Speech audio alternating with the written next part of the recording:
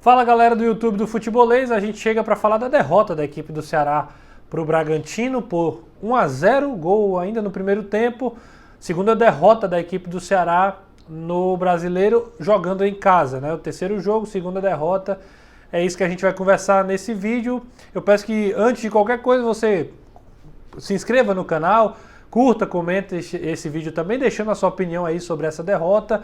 É importante assim para a gente manter o engajamento aqui com o conteúdo do Futebolês e também saber a sua opinião. Vamos lá falar dessa partida, né? O Ceará talvez tenha feito aí os piores 45 minutos dessa era Dorival. O primeiro tempo realmente do Ceará foi bem abaixo.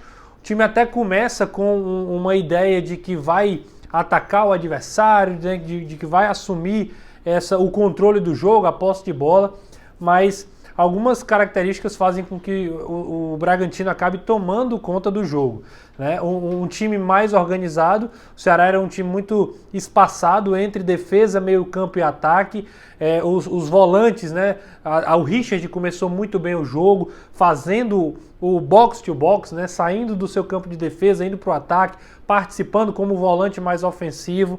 Em compensação, o Giovani deixando um pouquinho a desejar, a bola queimando um pouco no pé. O Lindoso tentando ajudar a saída de bola, mas além dessa falta de compactação, ser um time mais espaçado, que acaba acarretando numa dificuldade de trocar passes, numa dificuldade de fazer jogadas de aproximação e também, né, de escape de velocidade. Era um time que era marcado no seu campo de defesa.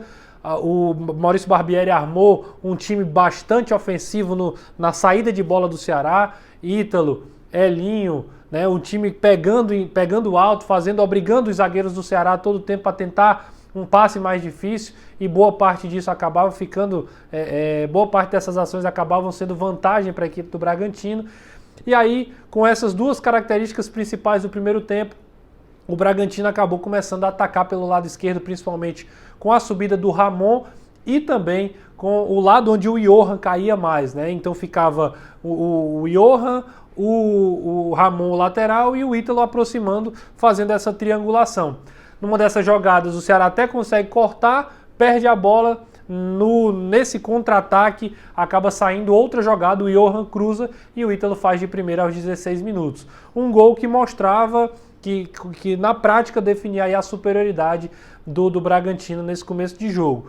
O Ceará passou a ser um time que tentava sair dessa marcação, algumas jogadas sem tanta efetividade, até que aos 21 minutos surge uma grande oportunidade. O Eric faz uma jogada, acaba entrando na área, a bola chega no Vina do lado esquerdo, ele bate cruzado e aí há um bate-rebate, a bola sobra para o Eric na pequena área, ele acaba errando a bola do gol, ele não consegue acertar no alvo, né?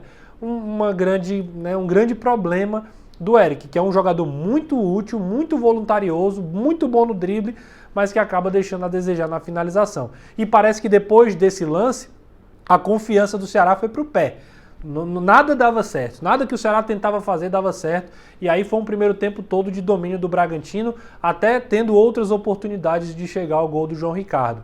Ainda teve uma falta, o Ceará foi chegar a uma finalização aos 45 do primeiro tempo com um chute do Bruno Pacheco, mas a bola acabou saindo sem perigo nenhum.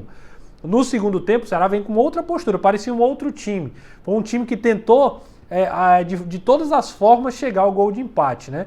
Logo aos 2 minutos, um chute do Eric, em seguida um chute do Richard, defesas do Daniel, do Cleiton, aliás, que não tinha feito defesa nenhuma no primeiro tempo, começou a ter que trabalhar, o Ceará começou a forçar o jogo, e aí o Dorival começa a fazer algumas mudanças também, a entrada de jogadores ali, como Yuri Castilho, para dar um pouco mais de velocidade pelo lado esquerdo no lugar do Eric, que já não conseguia corresponder à altura. Ele tira o Giovani também, coloca o Wesley, né, no meio ali também para dar uma ajudada nessa construção de jogo da equipe do Ceará. Aliás, o Vitor Luiz, me perdoem, o Vitor Luiz entra nesse lugar para ser um cara para jogar na segunda linha, para auxiliar o Bruno Pacheco, que é um lateral mais defensivo.